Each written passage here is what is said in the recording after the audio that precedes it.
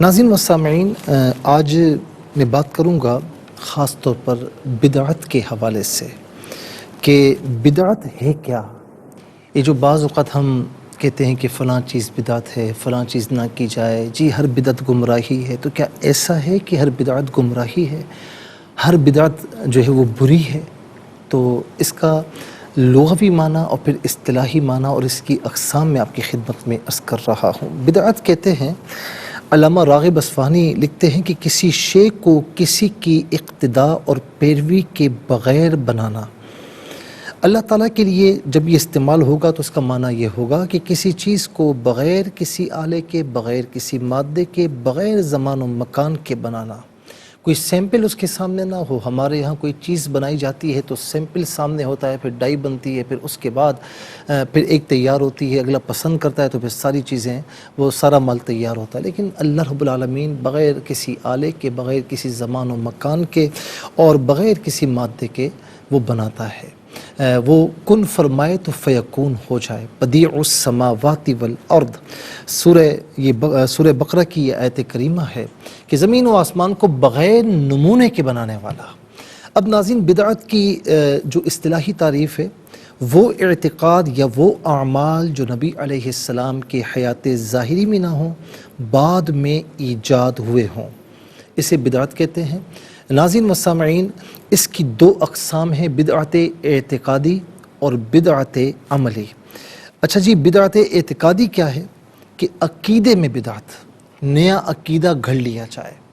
جو حضور نبی کریم علیہ السلام کے زمانے میں عقیدہ نہ تھا وہ عقیدہ گھڑ لیا جائے۔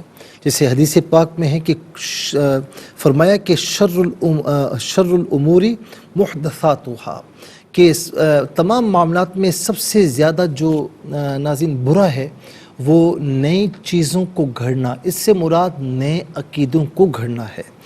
اور کل بدعت ضلالہ، اسی بدعت اعتقادی کو فرمایا کہ اس معاملے میں جو آقا علیہ السلام نے عقیدہ دیا، جو صحابہ کرام نے، اہل بیت اطہار نے، جو امت کے اولیاء کاملین نے عقیدہ دیا، اس عقیدے پر قائم رہنا اور اس میں کمی بیشی کرنا، اس میں نئی چیز کو گھڑنا، تو یہ گمراہی ہے۔ کل بدعت ضلالہ، یہ حدیث پاک اس پر منطبق ہوتی ہے کہ ہر بدعت ضلالت ہے اعتقادی۔ جیسے ناظرین، در مختار میں، کتاب الصلاح میں صاحب در مختار لکھتے ہیں کہ ومبتدع ای صاحب بدعہ وہی اعتقاد خلاف المعروف عن الرسول صلی اللہ علیہ وسلم۔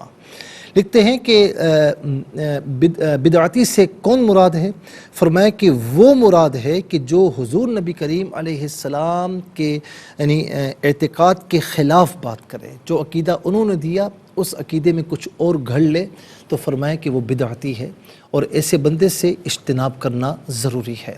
ابن عمر رضی اللہ تعالی عنہ کے حوالے سے مشکات باب الایمان بالقدر میں کہ ایک شخص جو تھا وہ قضاء و قدر پر بات کیا کرتا تھا، نئی نئی باتیں، تو ابن عمر رضی اللہ تعالی عنہ سے کسی نے کہا کہ آپ کو اس نے سلام بھیجا، تو آپ نے بڑے واضح انداز میں فرمایا کہ فرماتے ہیں کہ یعنی میں نے سنا ہے، مجھے یہ بات پہنچی ہے کہ وہ حضور نبی کریم وہ جو ہے نا قضاء و قدر کے معاملات میں بحث کرتا ہے، اس میں نئے عقیدے گھڑتا ہے، تو فرمایا کہ میرا سلام انہیں مت دینا، اس لیے کہ میں نے رسول اللہ صلی اللہ علیہ وسلم سے سنا کہ جو قضاء و قدر میں بحث کرتے ہیں، جو قضاء و قدر میں نئی چیزیں لاتے ہیں عقیدے کے حوالے سے، تو فرمایا کہ عنقریب ایسے لوگوں کے لیے جو میری امت میں اس طرح ہوں گے، تو فرمایا کہ ان میں جو ہے وہ مسخ بھی ہوگا، ان میں خسف بھی ہوگا اور ان میں قذف بھی ہوگا اہل قدر کے بارے میں، کہ جو تقدیرات میں چیزوں کو گھڑتے ہیں۔ اس میں خسف سے کیا مراد ہے؟ زمین میں دھسا دینا، اور اسی طریقے سے ناظرین مسخ سے مراد ہے کہ صورتیں چینج ہو جانا، اور اسی طریقے سے قذف سے مراد کہ پتھروں کو برسانا۔ تو فرمائیں کہ اہل قدر کے بارے میں یہ ہے کہ یہ ہوگا۔ تو یہ ناظرین یاد رکھیں کہ بدعت سیئہ یعنی بدعت کی دو قسمیں ہیں، اعتقادی اور عملی۔ تو اعتقادی پر ہم نے بات کی، یہ بدعت جو ہے وہ بری ہے۔ کل بدعت ضلالہ شر الامور محدثاتها، یہ اسی پر منطبق ہیں کہ اس میں جو عقیدہ رسول اللہ صلی اللہ علیہ وسلم کے عقیدے کے خلاف ہوگا تو ناظرین وہ جو ہے بدعت ہے، اور بدعت ایسی بدعت ہے کہ یہ بالکل بری ہے، گمراہی ہے، اس میں کوئی دوسری رائے نہیں۔